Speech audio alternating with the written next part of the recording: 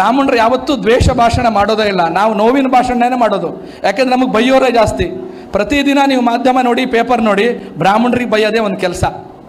ಎಲ್ಲಾದರೂ ನೋಡಿ, ಬ್ರಾಹ್ಮಣಶಾಹಿ, ಪುರೋಹಿತಶಾಹಿ, ಹೌದಲ್ವಾ, ಮನುಸ್ಮೃತಿ, ಮನುವಾದಿ, ಇದೇ ಶಬ್ದಗಳು.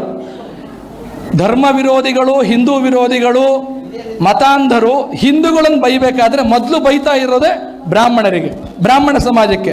ಇದನ್ನು ಹೌದಾ ಅಲ್ವಾ ಬೇಕಾದ್ರೆ ಯೋಚನೆ ಮಾಡಿ ನೀವು. ಆದರೆ ನಾವು ಇಷ್ಟು ದಿವಸ ನಮಗೇನೂ ಮಾಡೋಕ್ಕಾಗ್ತಿರ್ಲಿಲ್ಲ.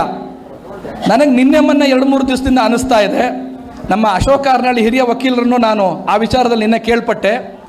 ವಿಧಾನಮಂಡಲದಲ್ಲಿ ದ್ವೇಷ ಭಾಷಣದ ಒಂದು ಮಂಡನೆಯನ್ನು ಮಾಡಿದ್ದಾರೆ. ಅದಕ್ಕೆ ಪರ ವಿರೋಧ ರಾಜಕೀಯವಾದ ಚರ್ಚೆ ನಾನು ಮಾಡೋದಿಲ್ಲ. ಅಂದರೆ ದ್ವೇಷ ಭಾಷಣವನ್ನು ಮಾಡಿದರೆ ಕಂಪ್ಲೇಂಟ್ ಕೊಡ್ತೀವಿ, ಅವರಿಗೆ 7 ವರ್ಷ ಅಥವಾ 10 ವರ್ಷ ಜೈಲು ಶಿಕ್ಷೆ ಅಂತೇಳಿ.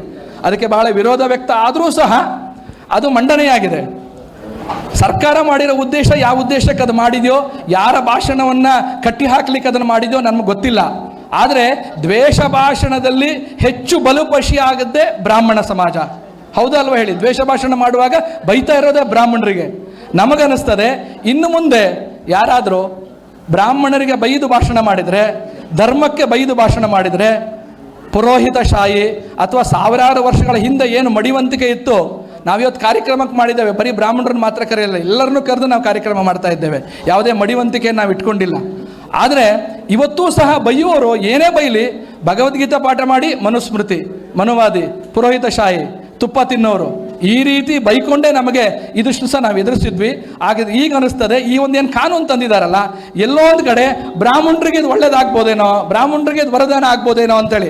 ಯಾಕೆ ಅಂತ ಹೇಳ್ತೀನಿ ನಾನಂದರೆ, ಇನ್ನು ಮುಂದೆ ಯಾರಾದರೂ ಬ್ರಾಹ್ಮಣರ ಹೆಸರು ಹೇಳ್ಕೊಂಡು ಅಥವಾ ಧರ್ಮದ ಹೆಸರು ಹೇಳ್ಕೊಂಡು ಬ್ರಾಹ್ಮಣರ ಆಚಾರ ವಿಚಾರ, ಪೂಜೆ ಪುನಸ್ಕಾರ, ಮಡಿವಂತಿಕೆಯನ್ನು, ಅವರ ಮೂಲ ಧರ್ಮವನ್ನು ಹಿಡ್ಕೊಂಡು ಯಾರಾದರೂ ಬೈದರೆ ಖಂಡಿತವಾಗಿ ನಾನೇ ಕಂಪ್ಲೇಂಟ್ ಕೊಡ್ತೀನಿ. ಏನು ಕಾನೂನಿದೆ ಇವಾಗ, ಕಾನೂನಿನ ಅಡಿಯಲ್ಲಿ ಆ ವ್ಯಕ್ತಿಗಳ ವಿರುದ್ಧವಾಗಿ, ಎಷ್ಟು ದೊಡ್ಡ ವ್ಯಕ್ತಿಗಳ ಬೇಕಾದ್ರೂ ಆಗಿರಲಿ, ರಾಜ್ಯದಲ್ಲಿ ಎಲ್ಲೇ ಬೇಕಾದ್ರೂ ಬೈದಿರಲಿ, ಕಂಪ್ಲೇಂಟ್ ಕೊಡ್ತೀವಿ. ಬೀದರ್ನಲ್ಲಿ ಮೊನ್ನೆ ಒಂದು ಮುಸಲ್ಮಾನರ ಕಾರ್ಯಕ್ರಮ ಆಯಿತು. ಅಲ್ಲಿ ಒಬ್ಬರು ಜಡ್ಜು, ಹಿಂದೂ ಜಡ್ಜೆ ಬ್ರಾಹ್ಮಣರಿಗೆ ಬೈದಿದ್ದಾರೆ. ನೀವೆಲ್ಲ ಪೇಪರಲ್ಲಿ ನೋಡಿರ್ಬೋದು. ಬ್ರಾಹ್ಮಣರನ್ನು ಬಹಳ ಕೆಟ್ಟದಾಗಿ ಬೈದಿದ್ದಾರೆ, ಒಬ್ಬರು ರಿಟೈರ್ಡ್ ಜಡ್ಜ್. ಆದರೆ ಈ ಒಂದು ಕಾನೂನು ಚೌಕಟ್ಟಿನಲ್ಲಿ ಮುಂದೆ ಖಂಡಿತವಾಗಿ ನಾವು ಅವ್ರ ಮೇಲೆ ಕೇಸ್ ಹಾಕ್ಬೋದೇನೋ ಅನ್ನುವಂಥ ಒಂದು ಆಲೋಚನೆ ಇದೆ. ಅದರಿಂದ ಈ ಒಂದು ಕಾನೂನು ಬ್ರಾಹ್ಮಣರಿಗೆ ವರದಾನ ಆಗ್ಬೋದು. ಇನ್ನು ಮುಂದೆ ಎಚ್ಚರಿಕೆ ವಹಿಸಬೇಕು. ಯಾವುದೇ ಜಿಲ್ಲೆ, ತಾಲೂಕು, ಎಲ್ಲೇ ಯಾರೇ ಬ್ರಾಹ್ಮಣರಿಗೆ ಬೈದರೆ, ಈ ಒಂದೇನು ಹೊಸ ಕಾನೂನು ತಂದಿದ್ದಾರಲ್ಲ, ಈ ಕಾನೂನಿನ ಅಡಿಯಲ್ಲಿ ನಾವು ಅವ್ರ ವಿರುದ್ಧ ಕಂಪ್ಲೇಂಟನ್ನು ಕೊಡೋಣ.